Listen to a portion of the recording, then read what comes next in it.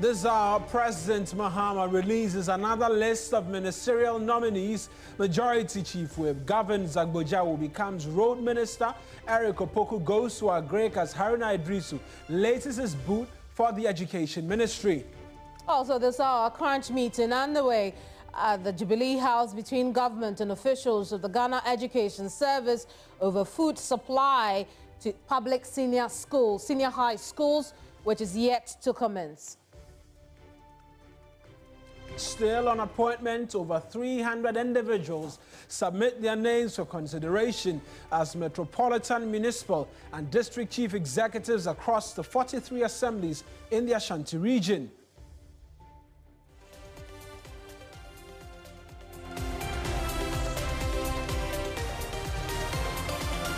And you're welcome to yet another edition of News Central. Good afternoon. I am Mawina Igbeta. And I am Kameni Amano. News Central starts right now.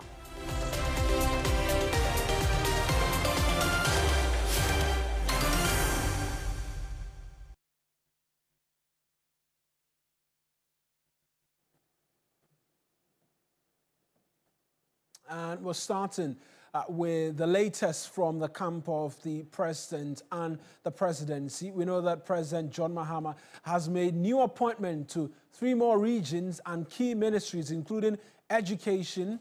The nominations have been made for Western, Central, and Western North regions. In total, the nominees named for the regions are 13 out of 16. Let's try and take you through what we've been bringing to you over the last 10+ minutes.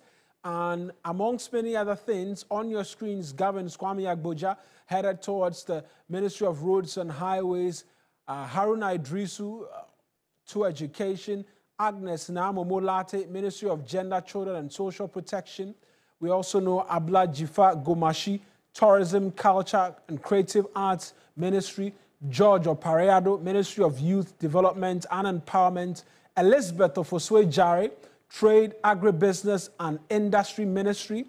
Also, Ahmed Ibrahim, Local Government, Chieftaincy and Religious Affairs Ministry. Eric Opoku, Food and Agric Ministry. Emilia Ratha, Fisheries and Aquaculture Ministry.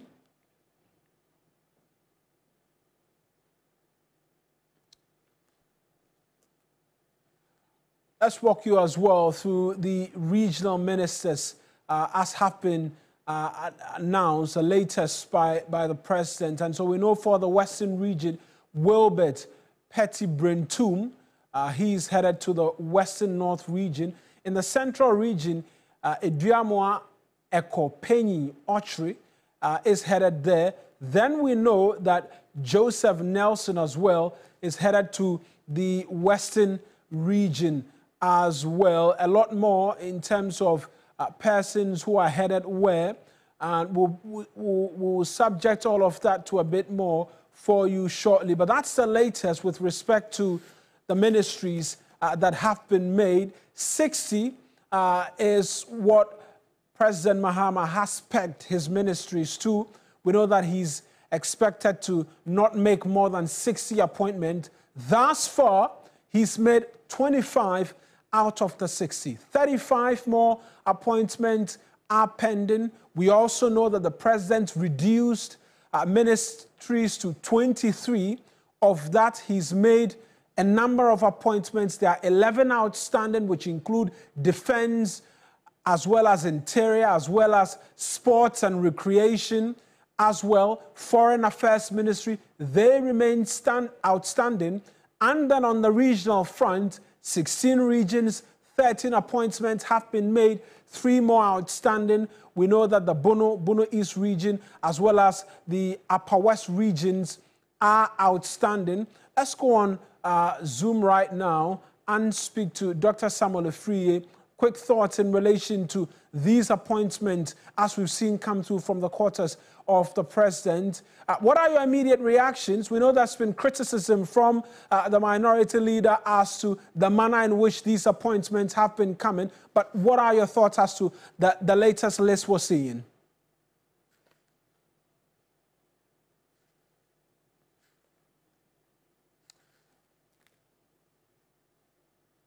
Well, Dr. Samuel Afriyie will join us shortly, and then we can get a start as well in relation to exactly what it is that he is making of the latest appointment that's come from the quarters of President Mahama. But as we've been walking you through, 9 more in terms of the ministerial positions, as we've been walking you through, and then 3 more regional ministers have been appointed. And like I was walking you through really in relation to what the ministerial positions and what outstanding ministries are, we know that President Mahama says he will not govern the country with more than 60 ministers. Out of the 60, regional ministries inclusive, 25 appointments have been made, with 35 more expected. Now, if we break it down to the 23 ministries which you'll be working with on the various sectors and then the regions as well, I'll start off with the 23. He's made appointments to 12 with 11 outstanding.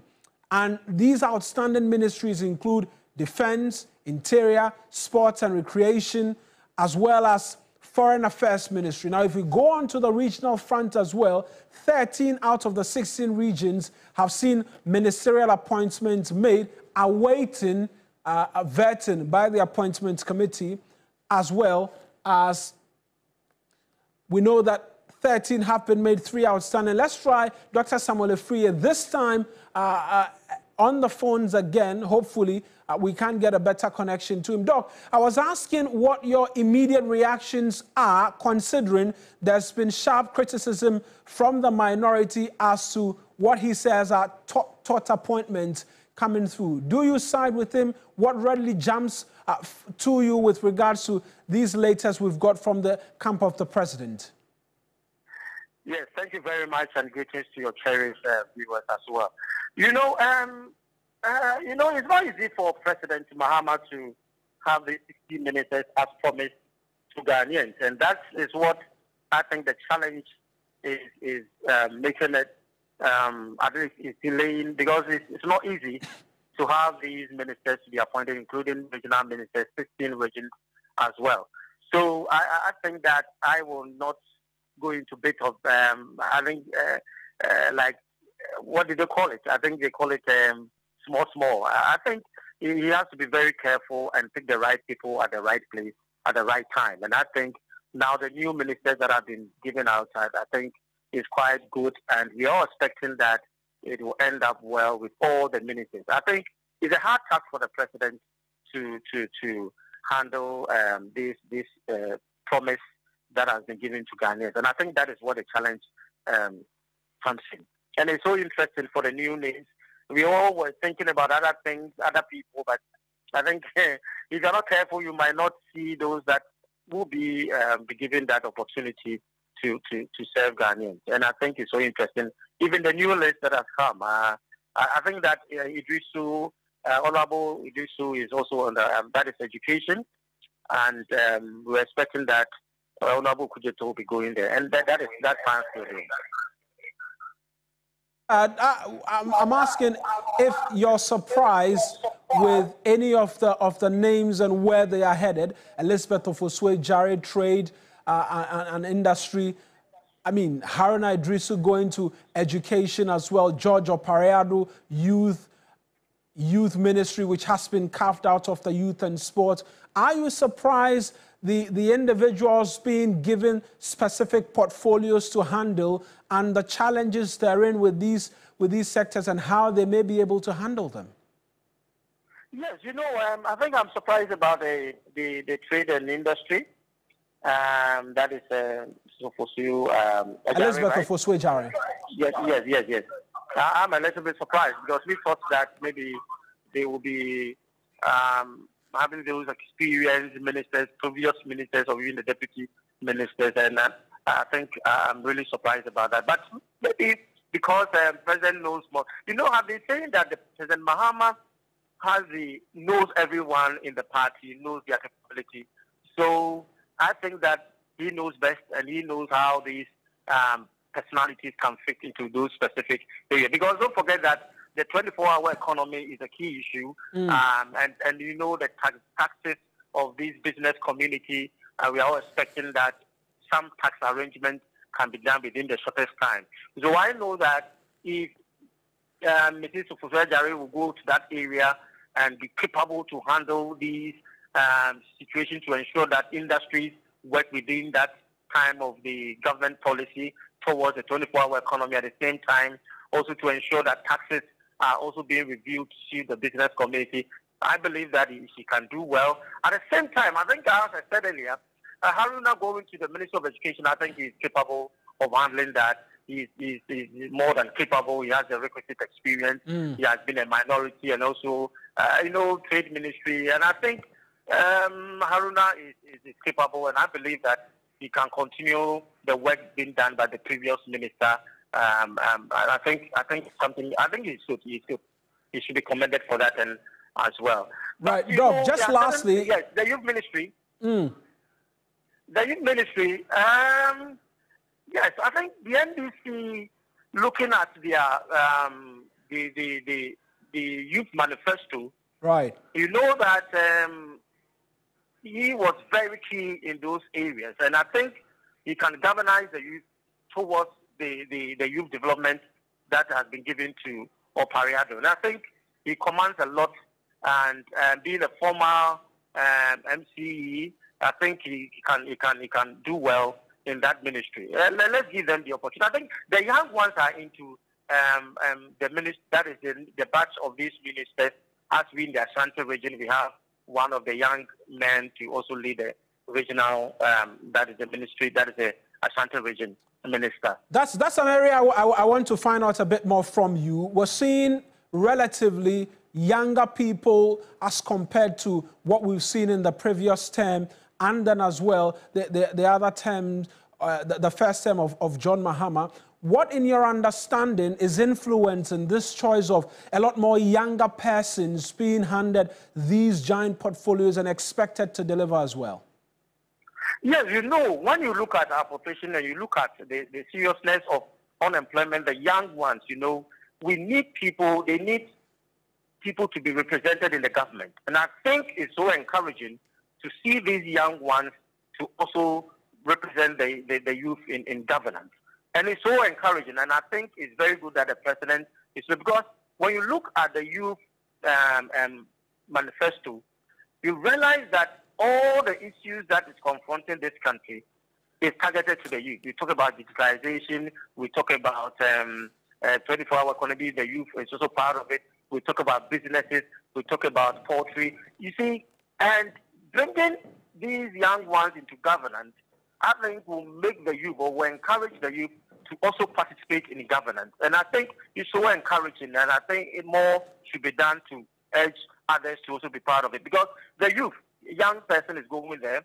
You see the regional ministers, you also see young people, and that will handle the issues of young ones trying to get jobs, trying to fit themselves in governance, so that they will be encouraged. And it's a very good strategy for the NDC government to also involve the young ones, so that in the near future, these people will grow to become matured in politics to handle the governance of the NDC and also the country as a whole.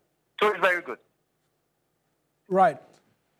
Thank you very much, Doc, for speaking to us. That's Dr. Samuel Afriyie speaking to us in relation to the latest that's come through. And so, based off on these lists, this list that we've seen and the nominations that's come through, what implications it has a lot of implications on the leadership of the NDC in Parliament. We're seeing Deputy Whip, we're seeing the Chief Whip as well, all being handed ministerial positions. We've seen the Majority Leader as well being handed ministerial position. What is the NDC's plan going forward? Let's connect with Komla Kluche right now, because we're getting the sense that some names are coming up strong. Komla, we're picking indications, Mahama Ayariga. What is the new Majority Leadership expected to look like?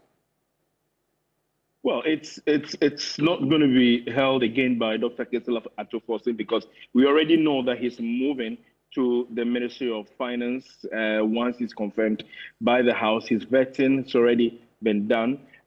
His chief whip, Kwame Govins-Agboja, is also moving from the release that we have just seen a short while ago.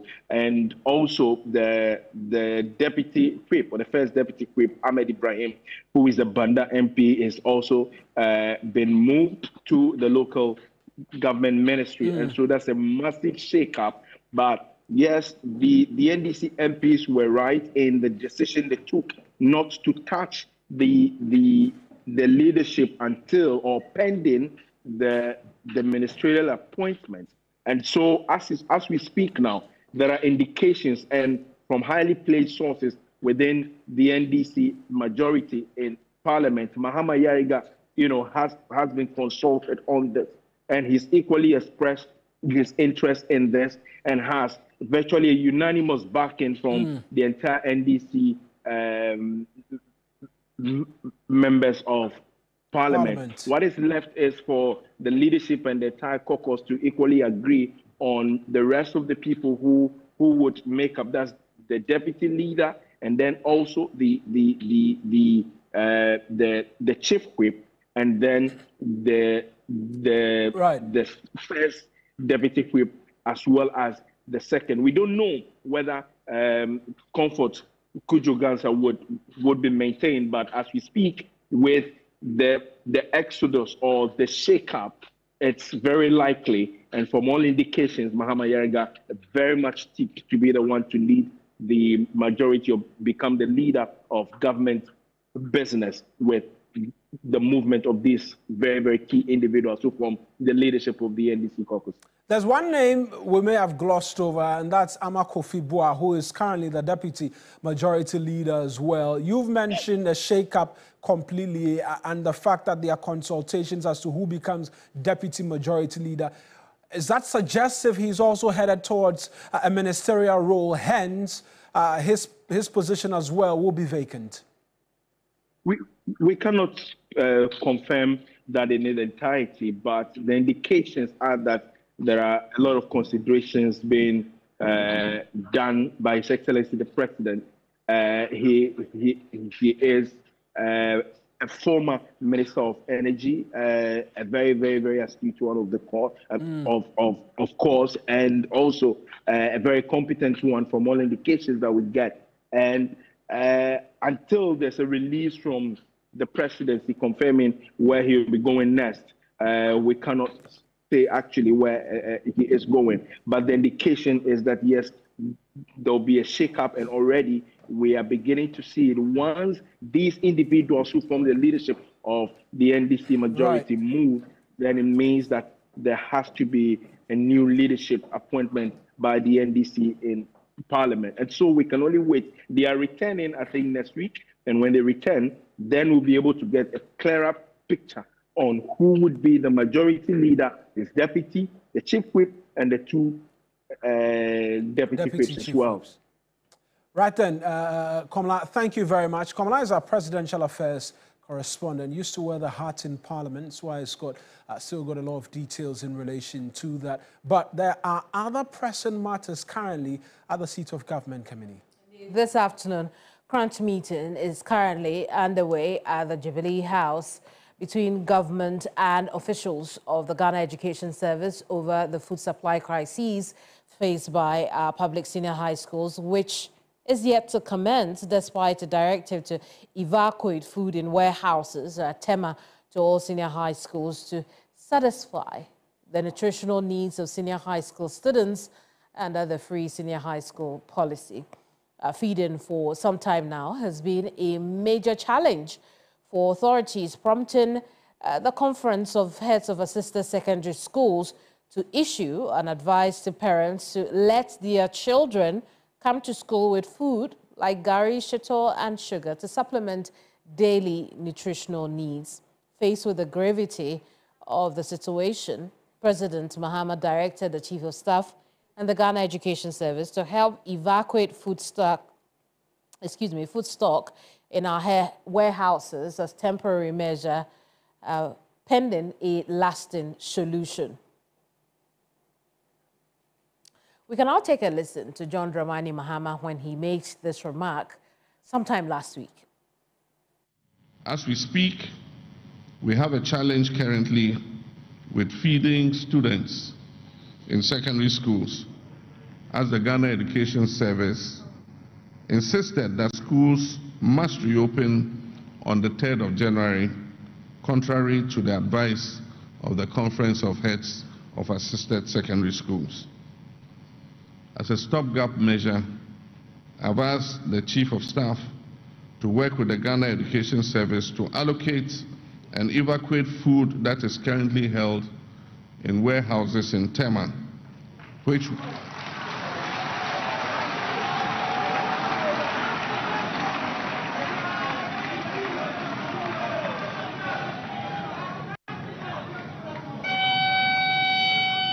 this food was imported by the outgone government in response to the drought that occurred last year. But in this emergency, we need to use some of that food to feed our students so that education can continue.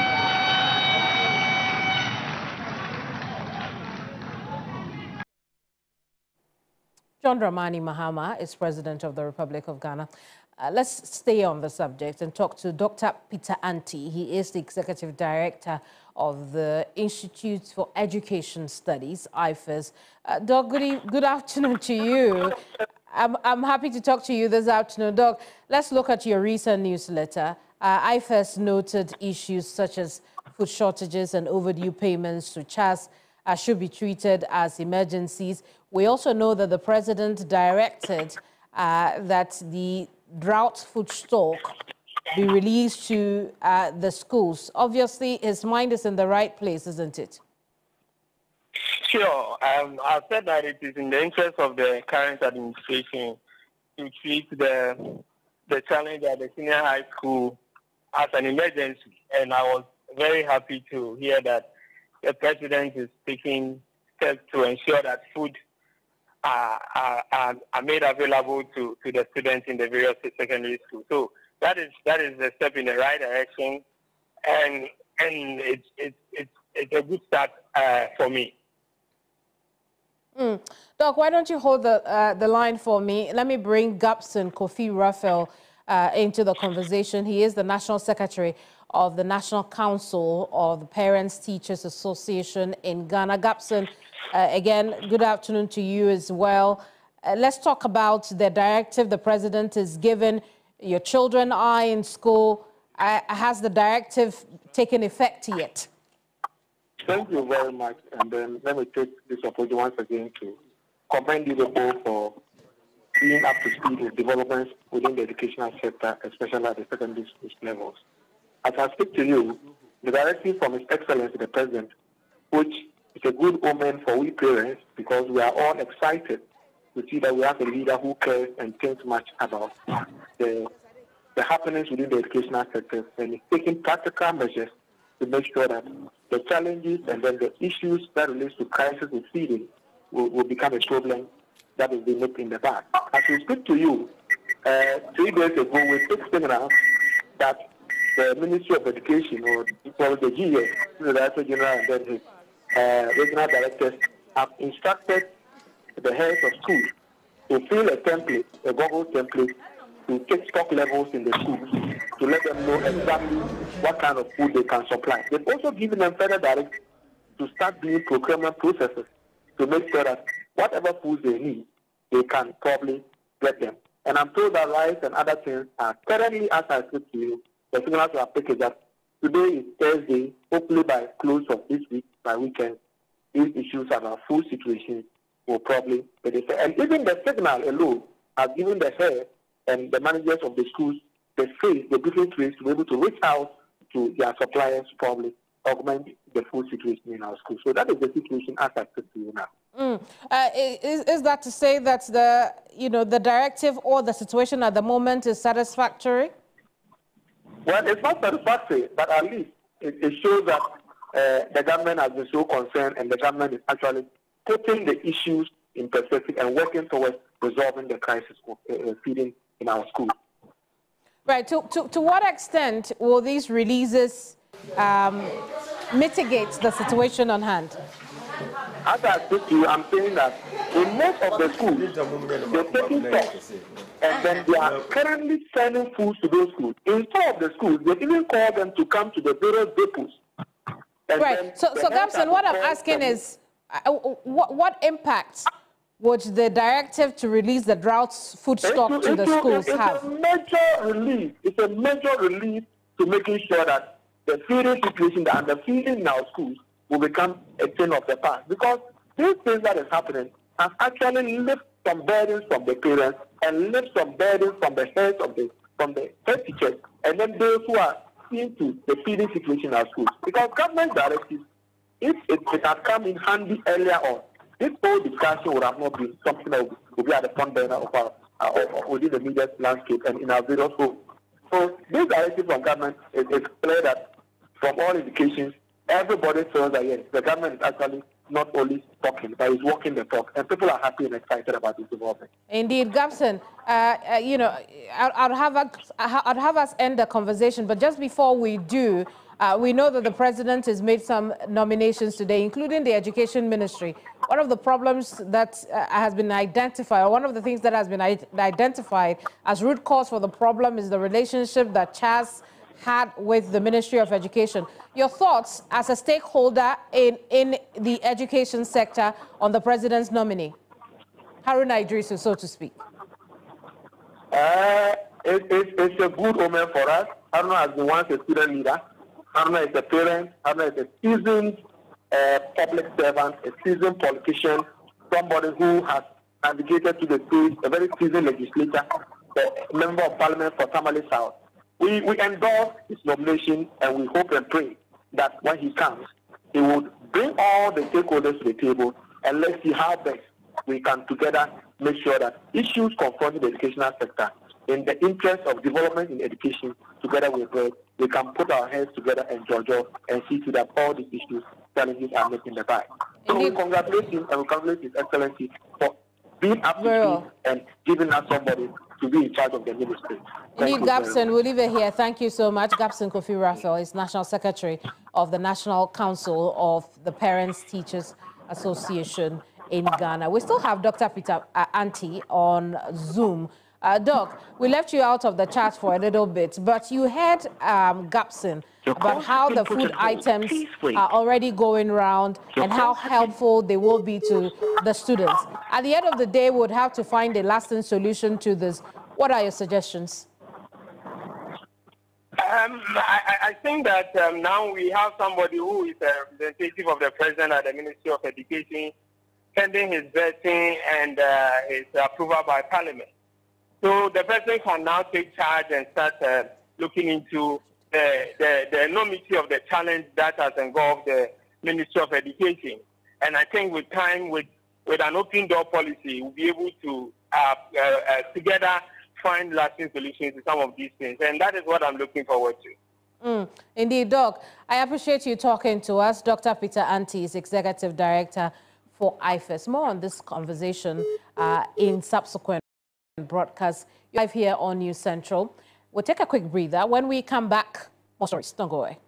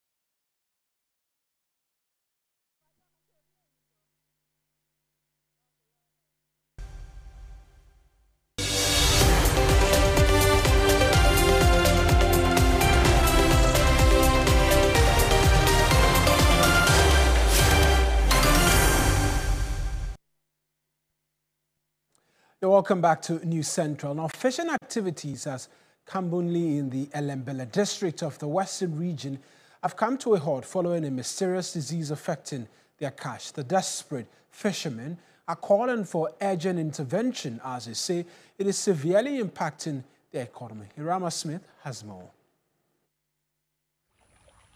Kambunli's fishermen report that for about a month now, fish caught have severe skin abnormalities, characterized by red, swollen lesions that quickly escalate into gaping wounds. The abdomen is also usually rotten, with the scales falling off in patches, rendering them unsellable and unfit for consumption. This is causing havoc on the economy of the community. The news team joined them on one of their fishing expeditions on the Ebi River. They set wire mesh traps at strategic points to trap the fish.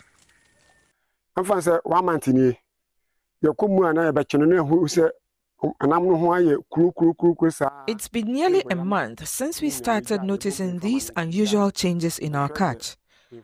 The fishes look rotten, rendering them unsellable and severely impacting our income.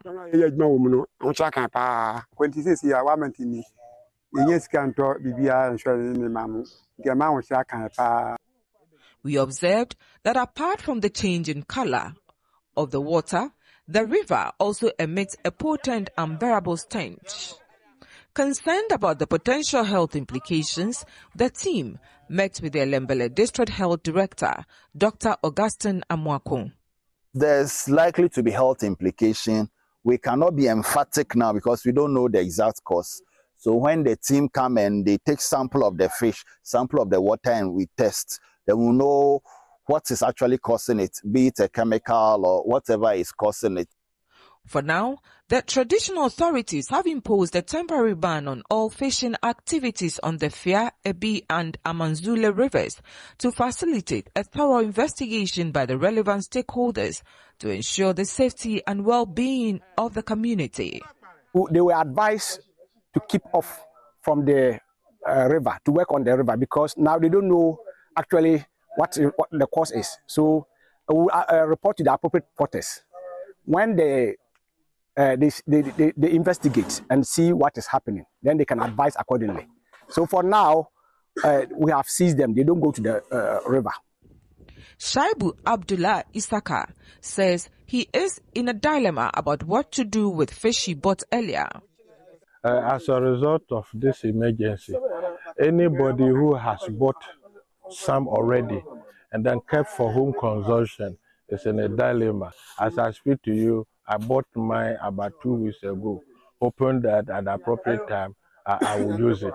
Now that this issue has come out, I have also kept it, waiting for the outcome of the investigation that will be carried out. So in fact, it's a problem. And that's a report. Let's speak to Fred Kwesi Nchibwedu. He is a director of fisheries at the Fisheries Commission.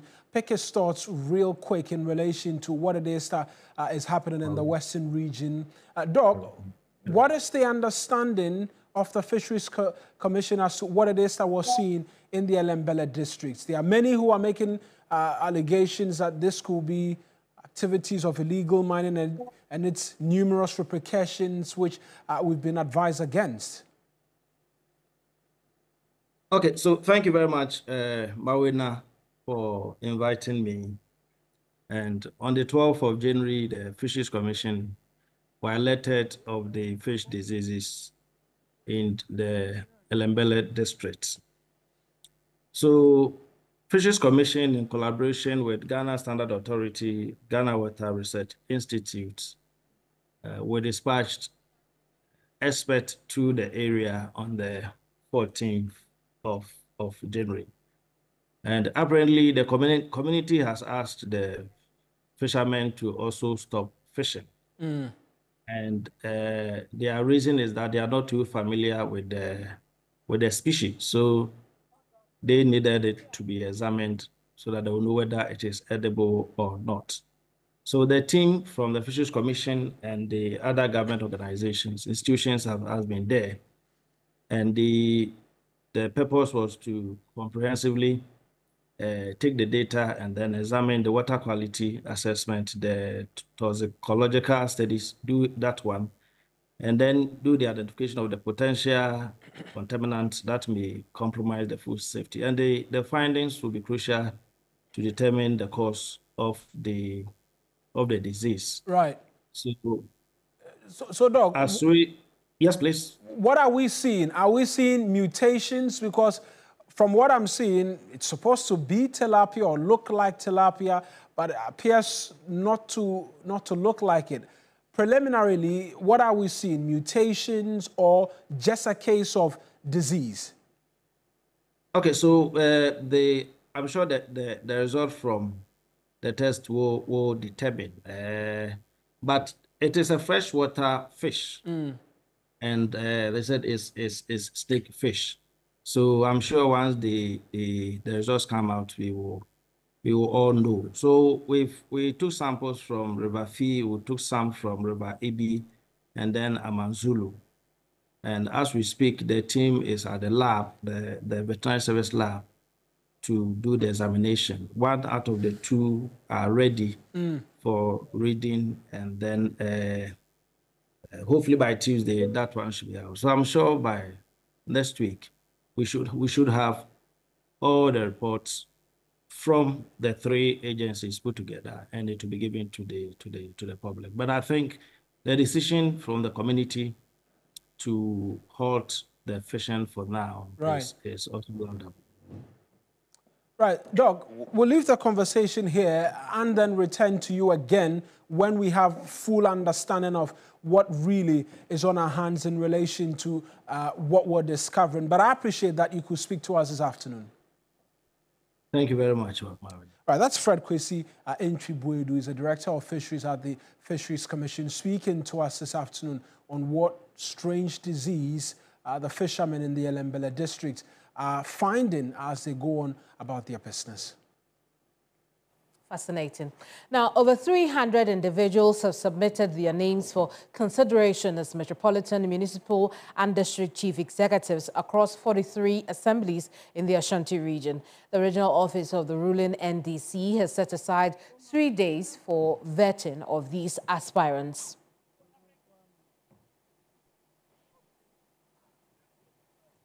Ibrahim Abubakar joins us from the party office where the vetting is ongoing.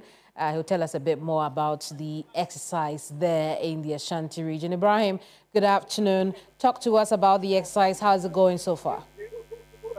Well, and so far so good. A number of the aspirants are currently down there as we speak.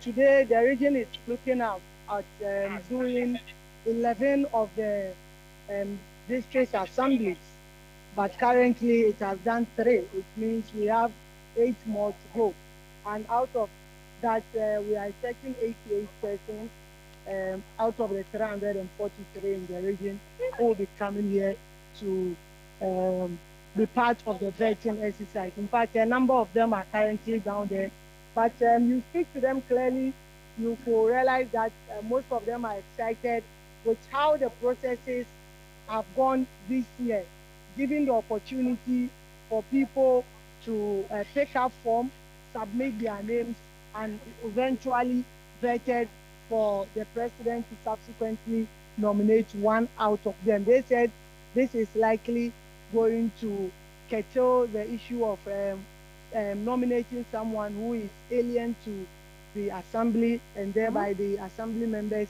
having to vote once, twice, and even more than 3 times before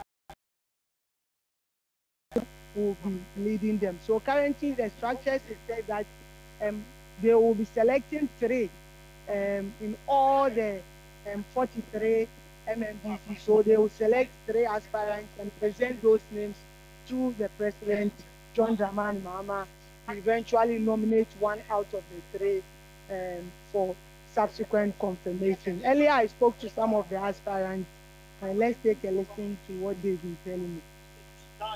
This one, it's a level ground. If you think you are qualified, apply. It's not like before, somebody will sit in his comfort and nominate somebody, which the assembly members have to vote about 5 times before approving the person. So from the presidency to the local executive, in fact, they have done really, really well. And this year, our process has been very transparent and formalized.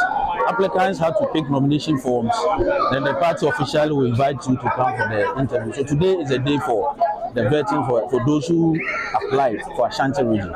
And like you mentioned, I'm here ably to get the North to represent Afaro North, which has its municipal headquarters at Tepa.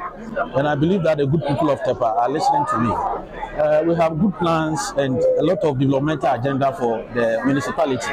My ambition of going into this contest is that I've been in the constituency for more than 30-something years now.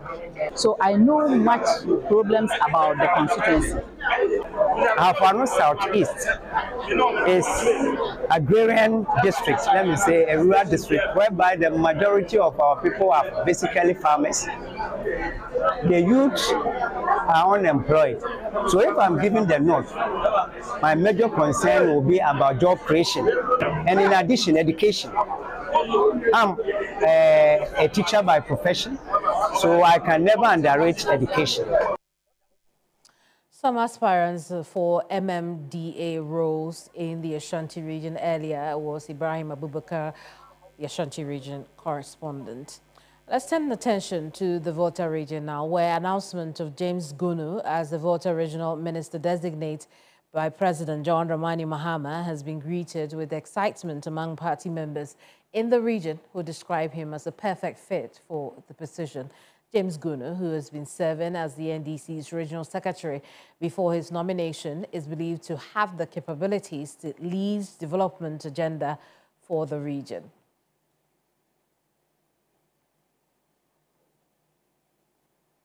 Correspondent Faisal Abdul Idris joins us for a bit more on this story. Faisal, good afternoon. Before we delve into how the news of the nominee is being received by party members in the region, tell us a bit about James Gunu. Who is he?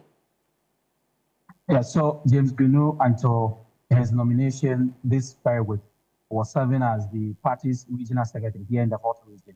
Before then, he was the catching up district chief executive between 2013 to 2017.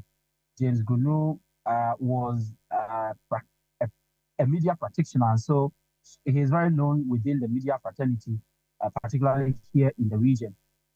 This is somebody we know to be very dedicated, selfless person as far as the ideals of the party is concerned. And he's the type that you find everywhere. Everywhere, I mean, a grassroots person. And so for us, James Gunu is somebody who cuts across all the hierarchy of the party from the top to the grassroots level. I see. Let's talk about how people are then reacting to this experienced person, James Gunu. Yes, so for party members, James Gunu is best fit for the position. They believe he's somebody who can lead the development agenda of the Volta region. He's somebody they can go to any time as far as the party's cohesion is concerned, as far as the party's growth is concerned. So to them, it is no surprise that he was finally announced to be the very person to become the regional minister. And so they welcome the nomination and are looking forward to him taking over the office and leading the development of the region. Let's have a listen to what they told me yesterday when I met them at the party office. Gunu is a person who is down to earth. He's there for everybody. He does not discriminate. He's there for everybody. You come here, if you don't see anybody, you see Gunu. He's the type who you call, and anytime he's ready to pick your call. Anytime you call on him, he's ready to attend to you. So his hard work, dedication, and passion has really paid off. And so we have no doubt that he would enroll in this new phase and then make positive impact in the people's life. I am too much excited. The grassroots are so happy. Everybody is happy. I can be bold and tell you that Gonu relationship in the grassroots, we are going to take power another 4 years and continue another 4 years and continue another 4 years.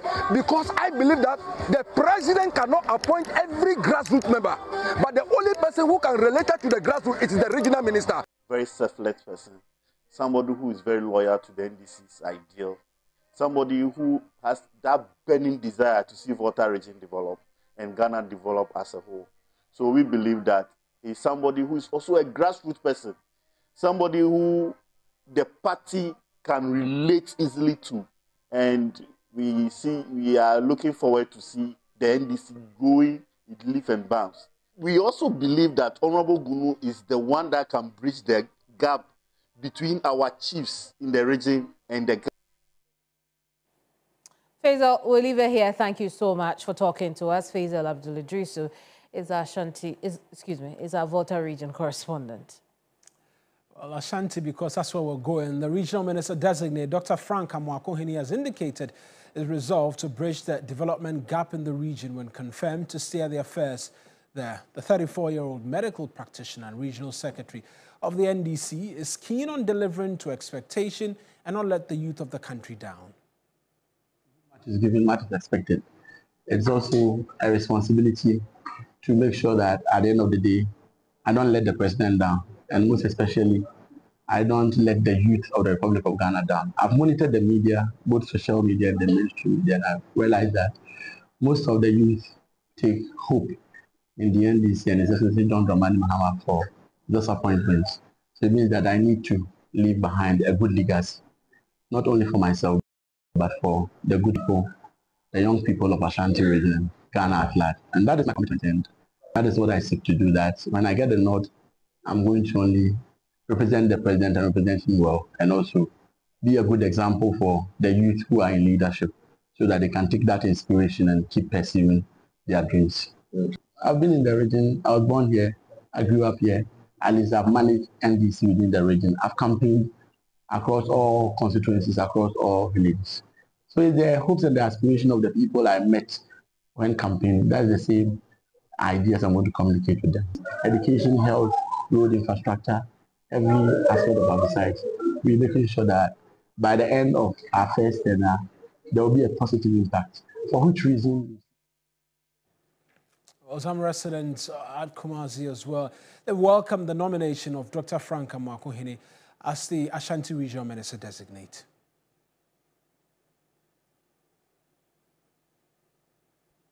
The people of Ashanti region are very proud of this particular nomination. In fact, we are very proud of his extensive ability and capabilities. So we believe that this nomination is a very, competent nomination for the youth especially, because the president has listened to the youth. His understanding of the dynamics of Ashanti politics is super. So he getting the first-hand experience during the campaigning will enhance his working relation or controlling the region as a whole. Se ye pese voice no na be ye adwuma no mpanyimfo ne de o ma be ye bi enti o mo fo mo mpa ibon tan kola na chi na ye nyina ye nkoyani na a lot of support for the young minister designate. He will take us on to our very second break. We'll return with a bit more. Stay with us.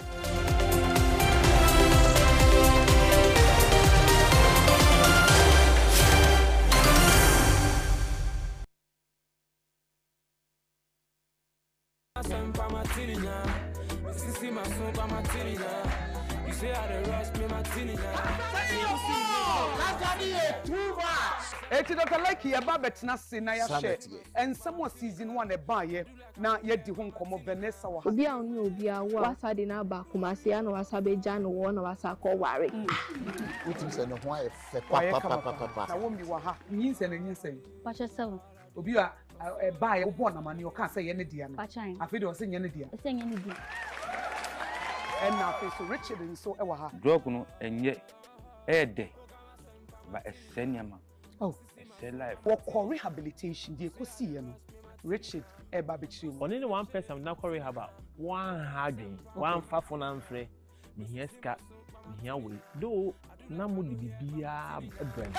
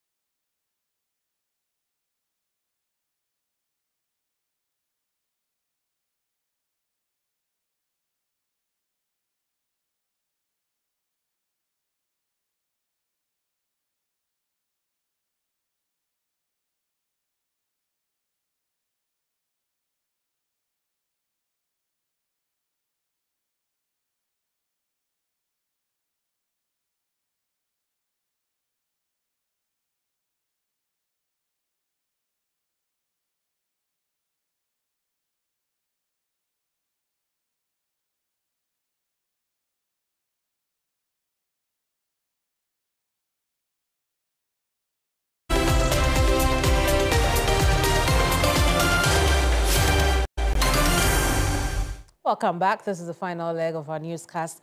This is NewsCentral. Now, it is emerging the administration's insistence on cancelling the gold for oil policy occasioned the fuel shortage, which nearly returned the country to load shedding upon the assumption of office. Chief of Staff Julius Deborah held crunch meetings on the first day in office following revelations of a lack of fuel to power thermal plants to support the national grid. Energy Minister designate Dr. John Abudjinapo had raised the development, accusing the Eswell Akufo-Addo administration of bad faith. The allegation, however, is being fiercely resisted by members of the Akufo-Addo transition team. Member of the transition team, Oseche Mensah Bonsu, insisted no bad faith existed. But with respect to the procurement of fuel, I recollect he and I had some discussions, in particular relating to the procurement of oil. You know, they had indicated that they were going to cancel this G4O, gold for oil, the gold for oil arrangements. And the transition meetings, I had very serious discussions with him that it would be a tragedy if they did that, because I'm sure they had not really applied themselves critically to the positives from that. If maybe people suspect that there are some irregularities in the procurement of or the contract arrangements, nothing stops them from maybe reviewing it. But to say that you are cancelling it, and don't forget, those of them who are who the initial agreement was that, look, you deposit the gold, I bring the oil. But subsequently, it was eased up a bit to the extent that even when you are shipping the gold, the tankers are on the sea. How long does it take for the tankers to leave the UAE enclave to get here? So once you threaten that you are going to stop, and they stop the shipment. And so that's what resulted in the lack of fuel being readily available? Absolutely, because they were not sure. The suppliers were not sure whether you're going to honor your side of the contracts, right? You have not cancelled it at the time, but you said that if you assumed office, you're going to terminate it.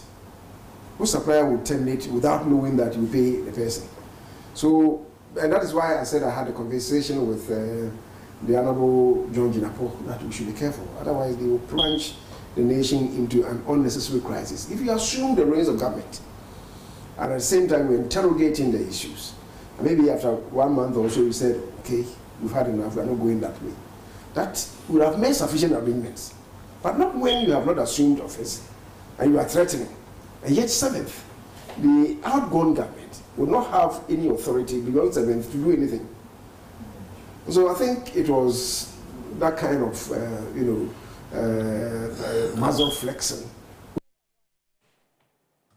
More of that interview in later broadcasts, but also you can find on our YouTube page, search TV3 Ghana or 3 News.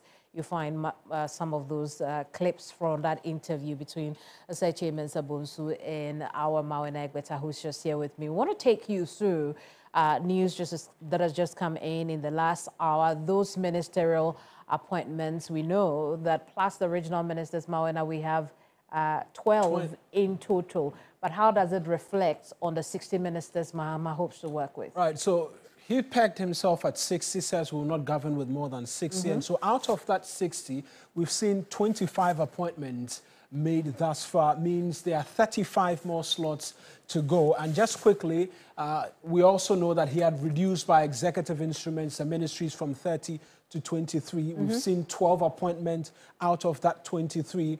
And so immediately means there are 11 outstanding ministries that are yet to receive appointment: Health Ministry, Defense, Interior, Foreign Affairs, Transport, Sports and Recreation, Lands and Natural Resources, Communication, Digital Technology and Innovation, Environmental Science and Technology, Works, Housing and Water Resources, and then Labor, Jobs and Employment Ministry as well. And so out of the 23, we're waiting substantive ministers for these 11. And then the regions, 16, we've seen 13 in all, 3 outstanding: Bono Region, Bono East, and then Upper West.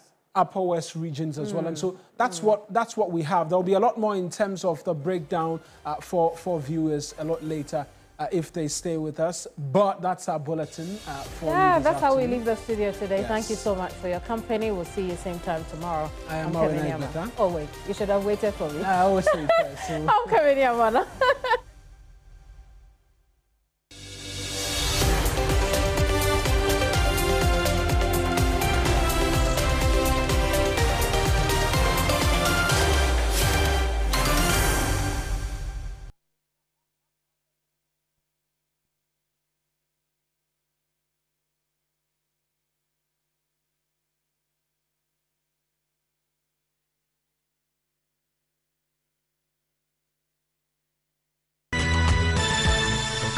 La